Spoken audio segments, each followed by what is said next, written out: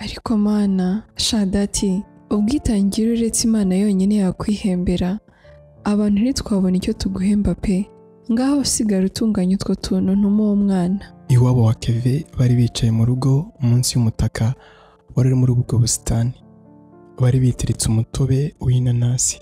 Dudati none se uretse ko akunda kuganira cyane hari indi ntenge afite?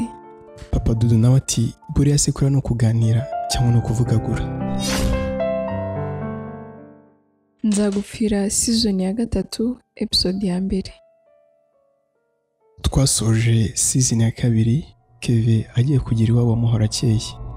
Dativa nawe yari gupanga uko ari busohoza umugambi we wo kwivugana umukunzi wa Muhorakeye.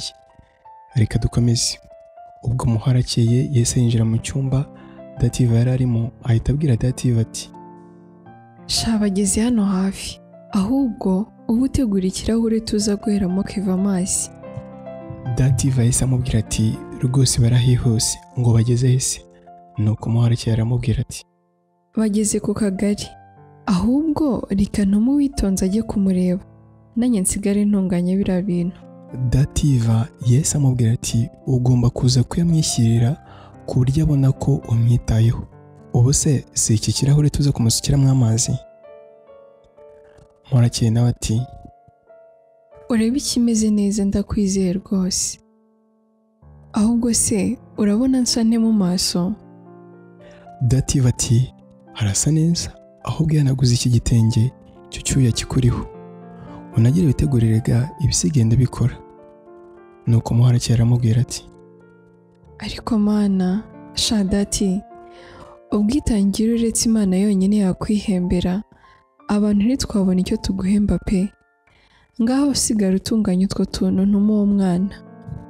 Hagati aho iwabo wa Keve bari bicaye mu rugo munsi y'umutaka wari muri ubwo busitani, bari bitiritse umutobe w'inanasi. Hari Dudu na nyina ndetse na se. Dudati none se uretse ko akunda kuganira cyane hari indi ntenge afite? Papa Dudu nawe ati buriya se kura no kuganira cyangwa no kuvugagura. Nuko Dudu aravuga ati ibyo ari byo byose ariko nta ahuriye n'uwa Keve. Mama Dudu yese avuga ati ariko nk'iryo shyano uba uritekerejeho uti iyo uvuga abantu niriya ntumbi yishyiramo? Papa Dudu yese avuga ati uzi ko buriya Keve ari umwe mu basore bahisemo neza ubwo bahitagamo abakunzi. None se n'abakobwa bangahe watuka kuriya ntimubipfe? Hari ikintu abantu batari bake bajya bibeshyaho, ubundi ubwiza bw'umwari ni imico ye.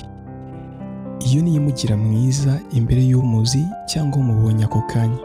Urugero, niba wenda Dudu ari umukobwa ejo hakagira umuntu umubona bwa mbere akamubonaho bwa businzi, bitewe n'uko amubonye ashobora kuvuga ko ari mwiza cyangwa se ari mubi. Nyumva akadomorwa nka Nicole ya nshuti ya Dudu ubona ko ari mwiza inyuma, ariko se kuki Keve atari we yahisemo? Keve yarazi imico ye, nta myitwarire mibi nzi kuri Nicole, ariko buriya uko witwara nyuma yo guhura n'ibibazo cyangwa ibibazo ni kimwe mu bintu byagaragaza uwo uriwe.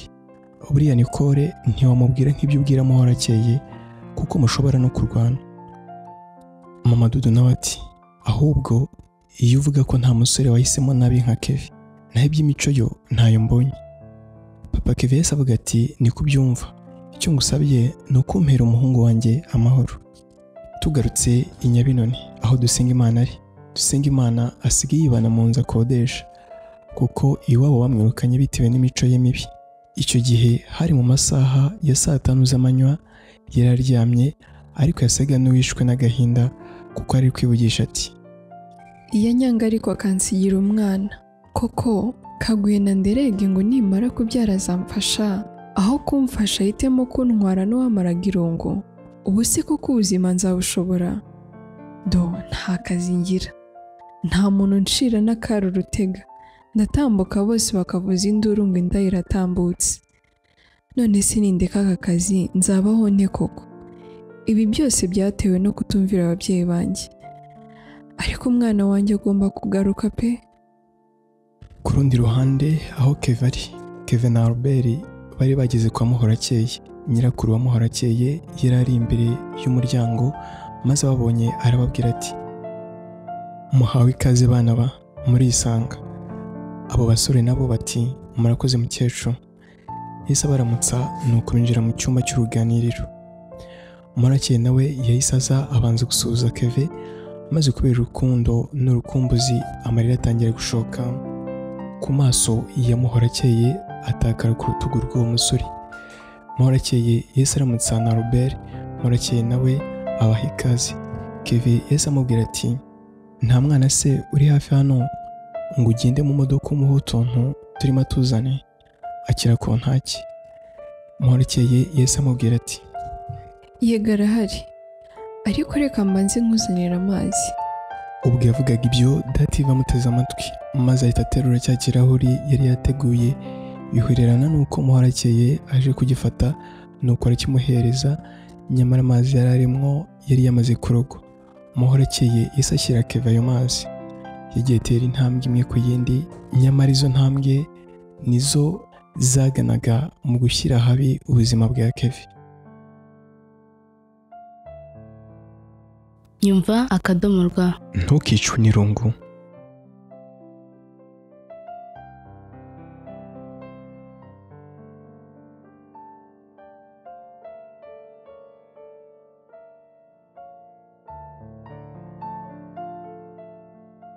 Naba nimitse urwango, ngomba kukugira umugore ku mugaragaro, ubwo uzatahwa n'uzabishaka.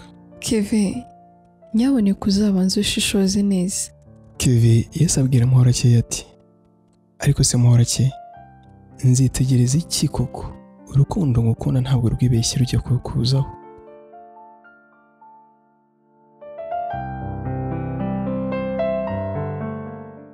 Nzagupfira season ya 3 episode ya 2. Muhorakeye ageze imbere ya Kevin yahise abona muri ya mazi utuntu tumeze nk'imyanda maze ahita ahindukira asubira mu gikari. Ya mazi yahise yamena kubera ko yabonagamo iyo myanda. Kevin yahise arusimbuka atyo kuko Dative nta bundi buryo yari gukoresha kugira ngo yongere aroge Kevin, dore ko yari yabushyiriye murimo. Imana Muhorakeye yahora yisunga yongeye kumuba hafi nubwo atarabizi. Ubwo igihe cyo kwakira abashyitsi gisojwe, Kevin na Muhorakeye bahise basohoka bajya kuganira. Bombi bari banakumburanye, bicaye ku mugina wari uri ku irembo maze batangira kuganira. Kevin ati Muhorakeye, ntiwakumva ukuntu nishimiye kuza hano pe. Nakunze uburyo umuryango wawe wanyakiriye. Nimpamo kudakora umugeni muri uru rugo nuko nyagwa zigahera. Nuko Muhorakeye nawe ati Kevin mukunzi wanjye, ibyo twagukoreye ni ibiri ngombwa, nta gashya twashyizemo kuko uri uw'agaciro mu muryango wacu ndetse wawe. Nanjye byandenze ubwo nakubonaga uhoberanye na mama. Kevin yahise avuga ati Muhorakeye, byari kuba byiza iyo nanjye ngira umuryango nk'uyu, wenda ubu uba wishimira kudusura, none iyo uhagiye bakwakiriza ibitutsi. Muhorakeye yahise areba Kevin maze aramubwira ati Kevin, nta kibazo nyongera ku babyeyi bawe, ahubwo njya nibaza iherezo ry'urukundo rwacu kuko mbona no kubana bisa n'ibigoye. Kevin yahise yimyoza maze abwira Muhorakeye ati Muhorakeye, ibyo bakora byose ntibizahagarika urukundo rwacu. Ahubwo se Muhorakeye, ubu igihe ntikigeze ngo dushyire ibyacu mu bikorwa? Rwose maze kwitegura bihagije ku buryo numva byaba byiza tweretse ababyeyi ibirori. Muhorakeye yahise azunguza umutwe nuko abwira Kevin ati ese Kevin, ubukwe budashyigikiwe n'ababyeyi bawe buzagira amahoro koko? Kevin ati ndamutse nkuretse kugira ngo umuryango uzishime, naba nimitse urwango. Ngomba kukugira umugore ku mugaragaro, ubwo uzatahwa n'uzabishaka. Muhorakeye nawe ati Kevin, nyaboneka uzabanza ushishoze neza. Kevin yahise abwira Muhorakeye ati ariko se Muhorakeye, nzitegereza iki koko? Urukundo ngukunda ntabwo rwibeshye rujya kukuzaho. Muhorakeye ndagukunda, ni wowe mbaraga zanjye. Muhorakeye Yesu abwira uwo musore ati, Keve, nanjye nzagira ibyishimo bidasanzwe igihe nzaba maze kwambikwa impeta y'urudasaza ku mutima wanjye. Nagukunze urudasanzwe kandi nzakomeza ngukunde, kuko nasanze uri uwo gukundwa. Nasanze uzi agaciro k'urukundo. Nturi nka ba bandi bigira intiti mu rukundo nyamara bakiri abo kwiga. Nasanze uri uwo nkwiye kwita se w'abana banjye, kuko nabonye ubikwiye. Keve yumijwe n'amagambo meza yari ari kumva. Nyumva akadomo rwa. Abo bana barakundanaga cyane rwose, kandi urukundo rwabo nta kabuza ko rwari rushyigikiwe n'Imana. Nyuma y'icyumweru Uwitonze yaje kujya gusura inshuti ye yo mu buto ariwe Dusengimana. Hari mu masaha y'akagoroba, nuko mu gihe bari kuganira haza umugabo wacururizaga muri ako gace. Yaraje arabaramutsa ndetse yicira akajisho Dusengimana. Dusengimana nawe yasaga n'uwamaze kumenya icyo abwiwe. Yahise abwira umugabo ko ari buze kumuhamagara. Wa mugabo yahise agenda, maze Uwitonze abaza iby'uwo mugabo. Nuko Dusengimana aramubwira ati, Uwito, ntakubeshye, nta kandi kazi nkora uretse gucuruza umubiri wanjye, maze abawushaka bakaha amafaranga nkagura icyo nkeneye. Nibwo buzima mbayeho ubu ngubu. Uwitonze yaratunguwe cyane, ndetse mu maso he hatangira kubungamo amarira. Yahise abwira Dusengimana ati, Dusengima, kuki koko ari ubu buzima wahisemo? Nuko Dusengimana aramubwira ati, sha wirira, none se ko namaze kubyara nkabura n'uwampa agakoma mbese nk'abandi babyeyi, urumva nari gukomeza kwicwa n'inzara koko? Uwitonze amubwira ati, ndabyumva, ariko se nta kindi wakora ukareka kwiyangiriza ubuzima? Erega kuba warabyaye imburagihe bivuze ko ubuzima bwawe bwarangiye. Ushobora gukomeza gukora ibikorwa byazakugirira akamaro ndetse bikanakagirira umuryango wawe, utibagiwe n'igihugu. Ndabizi ukunda gucuruza, wazagerageza ugashinga akaduka gato, wenda kagufasha kujya ubona utuntu tw'ibanze ukenera. Nuko Dusengimana aramubwira ati, ese ubu koko ninde waza kumpahira kandi azi ko ndi indaya? Uwitonze amubwira ati, uburaya ni izina bakwita bitewe n'imico yawe. Nta muntu uzakwita atyo kandi abona ko ntabyo ugikora. Uzahita wihana maze urebe ukuntu Uwiteka azagushyigikira. Tugarutse i Kigali aho Keve na Robert bari bicaye mu gikoni, aho bari barimo bategurira amafunguro. Ibyo babikoraga banaganira. Keve ati, ibyo rwose mba nifuza ko nazabikora igihe cyageze. Erega bibuke ko ari icyaha. Robert nawe aramubwira ati, ariko ibintu byose ni ibyaha. None se ubwo banje ukareba niba ko kagukunda. Njyewe nzi abasore benshi bagiye batahura ko abakobwa bari bazi ko babakunda, ariko bagasanga ari uburyarya. Umukobwa ugukunda nta kintu na kimwe ashobora kukwima. Harya Vincent ntumuzi? Keve ati, uwo ndumva ntawe nzi. Robert amubwira ati, birashoboka ko waba utamuzi, ariko yakoze hariya dukora. Uwo musore yaje gutahura ko uwo mukobwa yibeshyaga ko bakundana mu ryarya igihe yamusabaga ko baryamana. Nawe rero ntabwo wakwizera neza ko agukunda ataraguha. Kandi Keve, ibintu wihaye byo kunenga inama zacu bizagukoraho. Keve nawe ati, ariko wa mugani wawe ibyo uvuga bifite ishingiro. Nawe kwizera nte ko Muhorakeye yankunda? Kuba bimbwira gusa, reka mugerageze ndebe. Ariko se Robert, ubwo koko nabyanga? Robert yahise amubwira ati, mva nawera, ubwo nabyanga nyine uzahita ufata umwanzuro wa kigabo. Keve ati, Muhorakeye se ko numva ntabona imbaraga zimwanga, urumva ko ntabamuhemukiye? Robert ati, ariko mani, wajya ugabanya uburezi. Iyo nama niyo yanyuma ishobora kukwereka ko Muhorakeye agukunda koko. Wowe naza hano uzabimusabe, nzi ko n'abagukunda atazatuma ubabara. Keve ati, nzabimwaka, nabyanga nzahita mureka. Ese iri ntiryaba ari iherezo ry'urukundo rwa Keve na Muhorakeye, cyangwa Muhorakeye azibagirwa ibyo wabwiwe kenshi maze yambarire ukuri utaramukwa. Nyumva akadomo rwa. Ntukicwe n'irungu.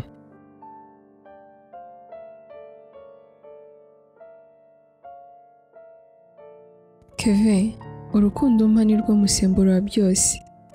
Iyo mbona urukundo nkunda bintera kwiyitaho uko nshoboye kugira ngo umubiri utuyemo umutima ugukunda uhore ukubereye. Yo, mukunzi, urukundo umpa rurasendereye rwose, nta na gato kaburaho kuko uzi gukunda icyo ari cyo. Ese sheri, waba wanshakiraga amahoro? Kevin yabanje kwitsa umutima nuko abwira Muhorakeye ati,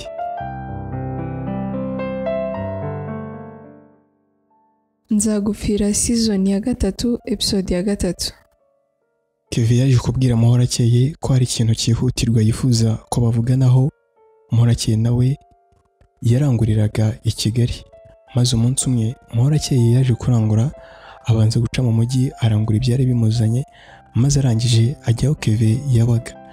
Gusa Muhorakeye yari afite amatsiko menshi ndetse n'ubwoba kuko yibazaga ati, ese yaba yahagaritse ubukwe bwanjye nawe? Ese Kevin ni icyo nshakira ku buryo bwihuse? Mana yanjye, umfashe urugendo rube ruhire. Kevin yaratuye Kacyiru. Muhorakeye ageze muri gare ya Kacyiru yahamagaye Kevin. Nta kanya kanini kaciyemo ari aho kuko Kevin yahise amusangaho. Kevin yaje kureba Muhorakeye asa n'uwarembye. Muhorakeye yaramusuhuje maze ajya mu modoka baragenda. Hagati aho Karara yari arimo aganira n'umubyeyi we. Karara ati, mama, ngewe mba numva nabikora kuko aho kugira ngo mbure Christian wanjye nabura ubwo busugi. Ubundi se ubusugi bumaze iki? Mama Karara ati, harya Kara, ariya mavuta uri kwisiga muri iyi minsi si wowe ugiye kuyagura? Karara ati, ni jyewe nyine, none se urabyibagiwe kandi? Mama Karara yahise avuga ati, oya ntabwo mbyibagiwe. Ese uramutse uguze iriya mavuta wagera mu rugo ukiyapfundura ugasanga bayakozeho wakora iki? Nuko Karara avuga ati, mama, iyo ubanza ukansubiza, ariko ndumva ngewe nayasubizayo. Ubwo se nabwirwa n'iki ibyo wowe wayisize yaragamije? Ikindi kandi niyo nayisiga ntabwo nayisiga ntuje rwose. Mama Karara ati, unsubije neza cyane. Kara, ubusugi ni nk'urufunguzo rw'icyizere umugore aho umugabo we, kuko iyo umugabo wawe asanze uri isugi aba yizeye 100% ko nta mugabo cyangwa umusore mwigize musambana. Gusa ntibivuze ko abakobwa batakira amasugi ari abasambanyi. Hari n'abasambana ari ukubera ko bibagwiririye, wenda yarahohotewe cyangwa se yarafatirana. Icyo gihe urumva ko nta ruhare aba yaragize mu itakara ry'ubusugi bwe. Ariko rero hari n'abandi babubura barabigizemo uruhare. Urugero, nk'umukobwa wemera kuryamana n'umukunzi we ngo kugira ngo atamwanga. Mwana wanjye, nta musore ugukunda by'ukuri kandi akaba yubaha Imana wakwangira kubanza ko muryamana, kuko kuryamana imburagihe ni icyaha kibi cyane gishobora kujyana nyiracyo mu irimbukiro mu gihe atakihannye. Ikindi ntibyubahisha nyiri ukubikora.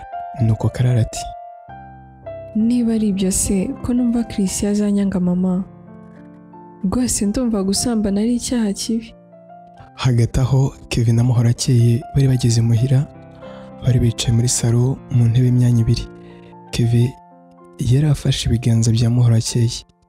Kevin abwira Muhorakeye ati, ubwiza bwawe bwiyongera buri munsi. Nyumva akadomo rwa. Uko nkusize uyu munsi siko ngusanga ejo. Muhorakeye nawe aramubwira ati, Kevin, urukundo umpa ni rwo musemburo wa byose. Iyo mbona urukundo nkunda bintera kwiyitaho uko nshoboye kugira ngo umubiri utuyemo umutima ugukunda uhore ukubereye. Kevin ati, nkunda ukuntu ugira isuku rwose. Umubiri wawe worohereye nk'uruhinja, iminwa yawe ihora isukuye nk'inkongoro y'umwami. Ni ukuri mwiza wanjye. Ese mukunzi, ubona urwo ngukunda rwuzuye? nuko Muhorakeye yabanje kumwenyura maze abwira umukunzi we ati yo umukunzi urukundo umpa rurasendereye rwose nta na gato kaburaho kuko uzi gukunda icyo ari cyo. Ese sheri waba wanshakiraga amahoro?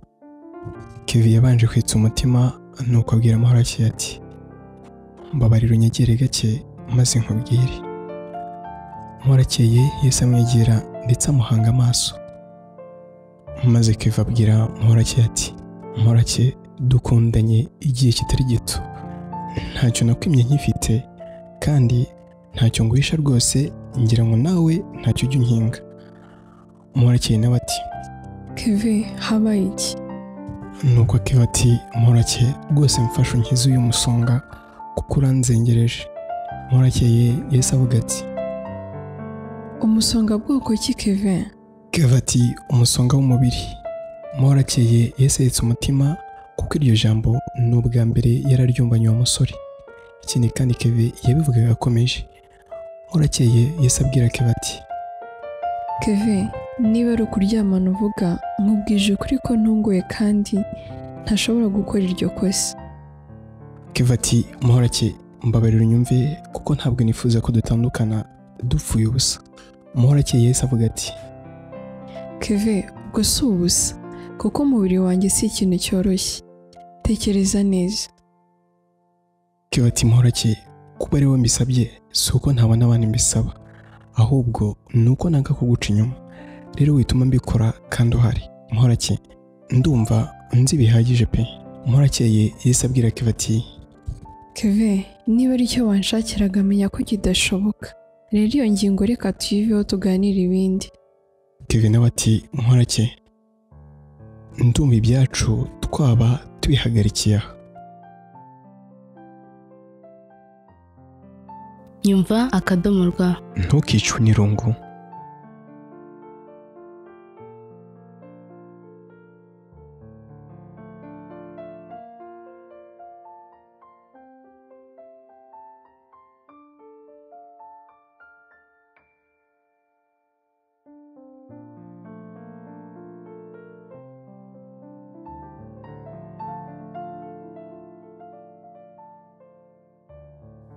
Yongeye gufatwa n'ikiniga abura ubwo avuga. Kevin yahise ahaguruka asa n'ushaka kuvaho ariko Muhorakeye aramufata aramukomeza. Kevin yahise abwira Muhorakeye ati Muhorakeye nta buryarya nigeze ngira kuva nakumenya, gusa niba nshobora kugira ikibazo ntunyumve binyereka ko utajya unyizera.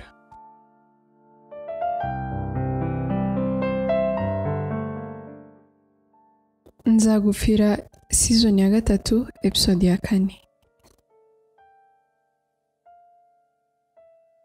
Muhorakeye yahise atungurwa nuko aravuga ati uvuze ngo iki Kevin?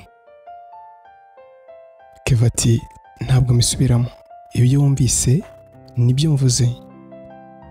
Nuko Muhorakeye aravuga ati Kevin uravugisha ukuri? Kevin ati kubeshya si ibintu byanjye, bityo nkubwije ukuri nkuko nakubwije ukuri ubwo nakubwiraga ko ngukunda. Muhorakeye yasaga n'uri mu nzozi nyamara ibyo yari kumva byari impamo. Ubwo Muhorakeye yubitse umutwe ku maguru hashira akanya bose bacecetse. Nka nyuma y'iminota 5 Muhorakeye yaraturitse ararira. Hashize akanya Muhorakeye abwira Kevin ati Kevin yongeye gufatwa n'ikiniga abura ubwo avuga. Kevin yahise ahaguruka asa n'ushaka kuvaho ariko Muhorakeye aramufata aramukomeza. Kevin yahise abwira Muhorakeye ati Muhorakeye nta buryarya nigeze ngira kuva nakumenya, gusa niba nshobora kugira ikibazo ntunyumve binyereka ko utajya unyizera. Hagati aho niko rero ari mu iguriro ry'ibitabo. Mu gihe yari arimo agenda asoma ngo arebe icyo yagura, yahise abona Emerance yinjiye nawe muri iryo guriro. Nicole yahise asa n'utunguwe ahita abaza Emerance ati ese hano nawe ujya uhaza? Undi nawe ati cyane. Bahise bahoberana nuko batangira gushaka ibitabo ariko banaganira. Emerance ati ntabwo nari ko ujya ugura ibitabo rwose. Nuko Nicole aramubwira ati sha buriya nkunda gusoma cyane kuko usanga mu bitabo haba hazingiyemo ibintu byinshi bishobora kudufasha no mu buzima bwacu bwa buri munsi. Ikindi kandi hari igihe uba ufite nk'ibibazo, gusoma bigatuma udatekereza cyane kuri bya bindi byari biguhangayikishije. Emerance ati ndumva umeze nkanjye ariko nizere ko udahangayitse cyane. Nuko Nicole aramubwira ati sha nta kuntu byabura, buriya urukundo nkunda Kevin nicyo kibazo mporana. Urabizi ko rwatumye ntandukana n'umugabo wanjye. Sha Emera, urukundo mbona ari ikintu kibi rwose. Nyumva akadomo rwa. Emerance ati ariko rwose ukunda Kevin pe, ese wazamwikuyemo koko? Nuko Nicole aramubwira ati byakunda se sha, ahubwo hari imitwe natetse ntegereje kureba ko izashya. Undi ati kagira inkuru, imitwe bwoko ki? Nuko Nicole aramubwira ati ubu nasabye Kevin ko yanyemerera tukibera inshuti zisanzwe, nawe ntiyazuyaje yarabyemeye. Ubu rero ngiye kumufatira muri ubwo bushuti, basi niyo yantera inda ndumva byaba bihagije. tuvaho tugana aho Dusingimana ari. Dusingimana yari ari mu nzira agenda, aza guhura nawe Witonze avuye ku ishuri. Barasuhuzanya, nuko Witonze aramubwira ati amakuru se kutembereye bwije? Nuko Dusingimana aramubwira ati sha mba ngiye kureba ko nabona n'uwo nakuraho 1000. Witonze yese amubwira ati Dusingima, kuko wakwihanganya ukareka ibyo bintu koko? Ubwo urabona utari kwishora mu bintu bishobora kukwangiriza ubuzima? Nuko Dusingimana aramubwira ati none se ko nta kazi ngira urumva nabigenza gute koko? Witonze ati rwose ntiwabura n'amafaranga 1000 yo kurangura avoka mbisi, kandi uzitazi ntiwaburamo 3,000. Rwose gerageza ureke iyo mico. Ese nk'uburiye mwana wawe akuze yumva gukora aka kazi, wazamubuza ute nawe ugakora? Reba kure inshuti. Nuko Dusingimana aramubwira ati sha Wito, nzahora nicuza ibyo nakoze. Ubu amashuri mba yangeze kure, none ubusambanyi bwambere imbogamizi. Reka nsubire mu rugo, ejo nzajya kureba aho ndanguza izo avoka. Urakoze cyane pe. Tugarutse aho Kevin na Muhorakeye bari. Muhorakeye yari ari gutakamba asaba Kevin kwisubiraho, agira ati Kevin, mbabarira wituma nicuza urwo nagukunze. Kevin nawe ati Muhorakeye, ntabwo wandishije kugukunda, kandi nicyo nkeka ko cyaguteye kunsuzugura. Muhorakeye, sohoka nkinge. Muhorakeye yaratakambye, ariko Kevin yari yariye karungu. Kevin abonye ko Muhorakeye yanze gusohoka, yamusoye ku ngufu maze amutaha hanze. Kevin yahise asubira mu nzu, ahita akinga, naho Muhorakeye asigara aririra inyuma y'urugi.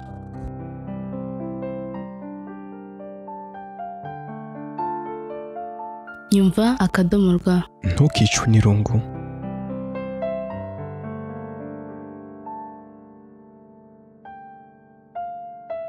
Hari mu masaha y'igitondo, ariko barimo banaganira. Papa Kevin ati urukundo ni urwa mbere, ubundi urwo nirwo nifurizaga umwana wanjye, none abigezeho. Mama Kevin nawe ati Papa Kevin, wibuke ijambo mpora nkubwira. Papa Kevin ati ijambo bwoko ki? Nuko Mama Kevin aravuga ati navuze ko Kevin atazarongora uriya mukobwa, ariko wagira ngo ntabwo mwumva ururimi mvuga. Niba ugira ngo ndabeshya.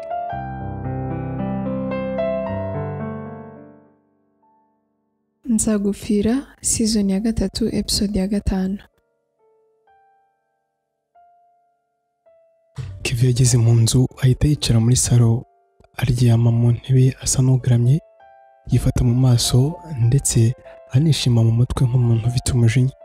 Hashize akanya yarahagurutse asa n'ugenda agana ku rugi rusohoka hanze, ariko ateye intambwe nk'ebyiri ahita yongera asubira mu nzu, yongera gusubira muri za ntebe.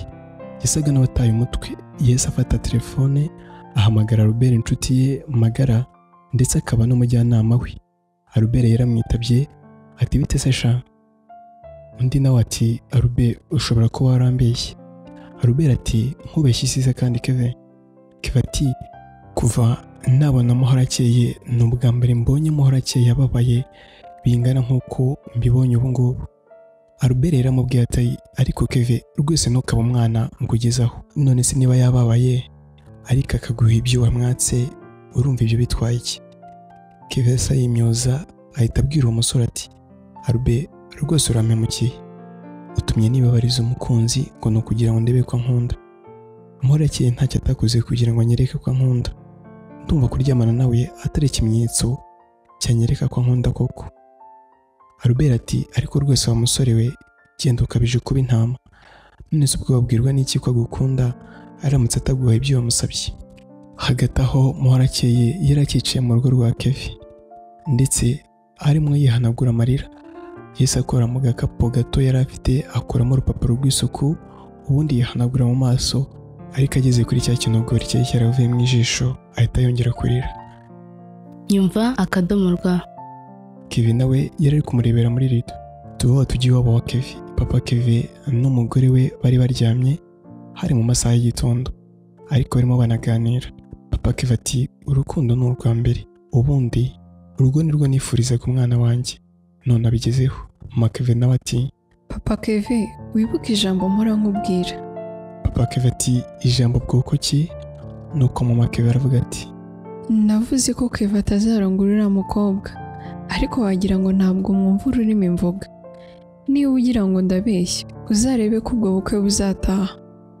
Papa Kevin nawe ati Mama Kevin rwose ndabizi ukunda umuhungu wacu, ariko rero ugomba kujya uha ubwisanzure umuhungu wawe, none se urashaka ko azahera mu busore?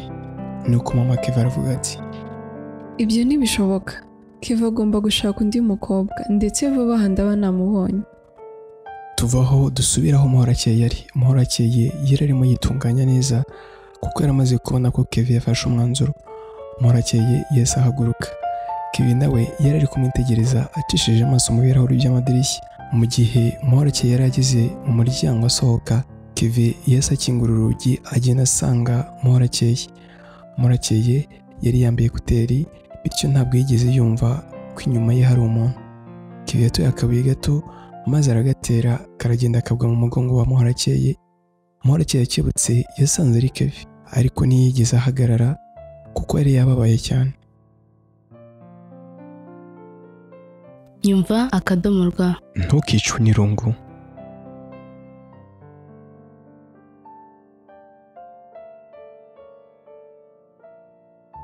Dudu washyano we, n'ibintu byose nagukoreye n'ibyo unyituye. Dudu yatunguwe n'icyo gitutsi yaratutswe, ahita abwira Nicole ati sinibuka ibyo wankoreye, ndetse birashoboka ko byaba ari byinshi, gusa menya ko ibyiza byinshi wakoze bishobora gusibwa n'ikintu kimwe wakora. Niyo naba ndinjije ku rwego rwo hejuru sinashobora musaza wanjye mu mazi abira kandi nyabona, ariko se kutagira ubwenge wumvaga nanga Kevin ku buryo namuraho muri urwo rwobo wacukuye. Nzagupfira season ya 3 episode ya 6. Kevin yahise atera intambwe ndende maze amugezeho amufata ku rutugu amureba mu maso, ariko Muhorakeye yasaga n'utamubonye. Kevin yahise yitamika imbere y'uwo mwari maze abwira uwo mwana ati Muhorakeye ni ukuri mbabarira kandi ngusabye imbabazi nkomeje. Umubiri watumye nibagirwa kudakunda gukora icyaha, bityo mbabarira rwose. Muhorakeye yahise yereka Kevin asa n'amuvana mu nzira, ariko Kevin aramukomeza. Kevin yongeye kubwira Muhorakeye ati rwose yahanganira ariya magambo navuze, aho navuze ko utankunda. Ubwo wari uri hanze nabonye akanya ko kongera kwibuka urukundo wankunze ndetse ukinkunda. Muhorakeye ndagusezeranya ko utazigera wongera kumva amagambo nkariya ava mu kanwa kanjye, sibyo Muhorakeye? Muhorakeye yarebye Kevin mu maso, amarira atangira kumanuka ku matama, nuko barahoberana. Hagati aho Nicole yari ari kumwe na Dudu bicaye mu busitani bw'akabari bari bagiyemo, basangiraga icyo kunywa no kurya, ariko kandi banaganira ibintu bisanzwe. Bigeze aho Nicole yahise arambika ikirahure hasi abwira Dudu ati sha ndabona amasaha atangiye gukura, reka nkubwire icyo nagushakiraga. Dudu ati nguteze yombi, ariko nizere ko ari amahoro. Nicole ati ngire ngo uzi urukundo nakunze Kevin, rero nk'umuntu w'inshuti yanjye ndifuza ko hari ikintu kimwe wamfasha. Dudu ati none se Nicole urifuza ko nagufasha iki koko? nuko Nicole aramubwira ati ndifuza ko Kevin yantera inda wenda nkayandeba ako kana nkibuka ko namukunze. Dudu ati niko rwose nagufashije byinshi ariko ibyo byo ndumva ntashobora kubikora. Nicole yahise afatwa n'umujinya aravuga ati Dudu washyano we n'ibintu byose nagukoreye n'ibyo unyituye. Dudu yatunguwe n'icyo gitutsi yaratutswe ahita abwira Nicole ati sinibuka ibyo wankoreye ndetse birashoboka ko byaba ari byinshi, gusa menya ko ibyiza byinshi wakoze bishobora gusibwa n'ikintu kimwe wakora. Niyo naba ndinjije ku rwego rwo hejuru sinashobora musaza wanjye mu mazi abira kandi nyabona, ariko se kutagira ubwenge wumvaga nanga Kevin ku buryo namuraha muri urwo rwobo wacukuye? Cyakoze ndakumenya. Nicole ahaguruka abwira Dudu ati kandi uba ukomeje kunshogoza nakwereka naguhonda bikakurenga. Dudu ati ngaho sibeshye urebe ngo ndakubagira ibisiga. Nicole asumira Dudu ariko abantu bari hafi aho ngaho baba barahageze nuko barabakiza. Tugarutse Nyabinoni iwabo wa Dativa yari ari kumwe na nyina hari mu masaha y'ijoro bicaye ku ziko batetse. Mama Dativa ati nyumva akadomo rwa. Oya uri indangare kandi n'umuntu ajya guhana ujye wumva. Dativa ati erega mama urandenganya, njyewe nakuze uko nshoboye rero nabushyize mu mazi kuko ariyo yari agiye kunywa. Nyina yahise amubwira ati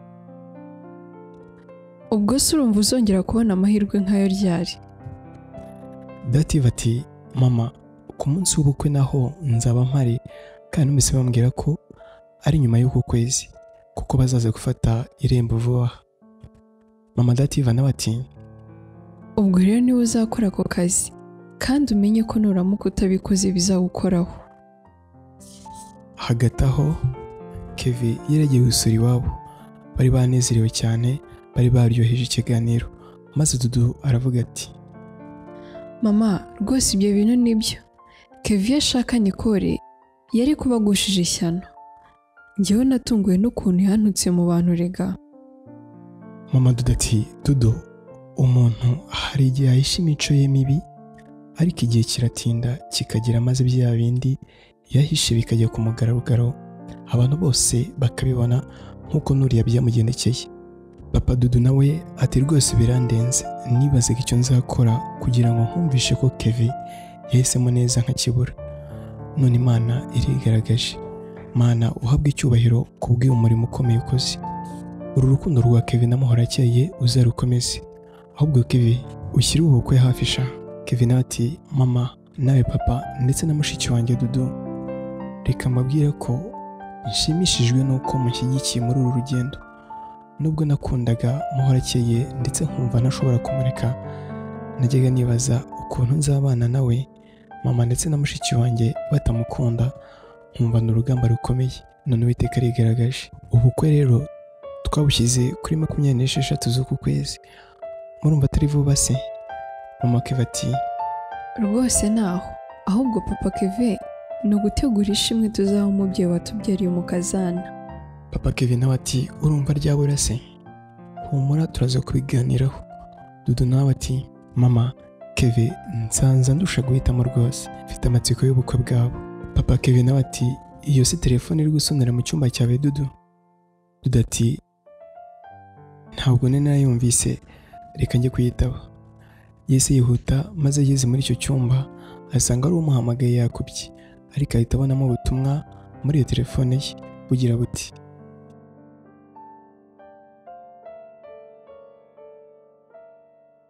nyumva akadomo rwa.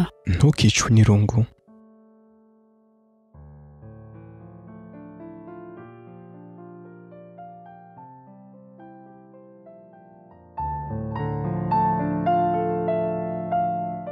Dudu yese ajya muri cya cyumba cy'uruganiriro yari asizemo ababyeyi be na musaza we, ababwira iby'ubwo butumwa, bose bagwa mu kantu. Nuko papa Kevin aravuga ati ubwo nyine Satani imaze kumwereka ko ari uwo gupfa. Satani agushora mu gukora ibibi, ariko imaze kubikora arakwihakana ndetse ikakwereka ko ibyo wakoze ari bibi.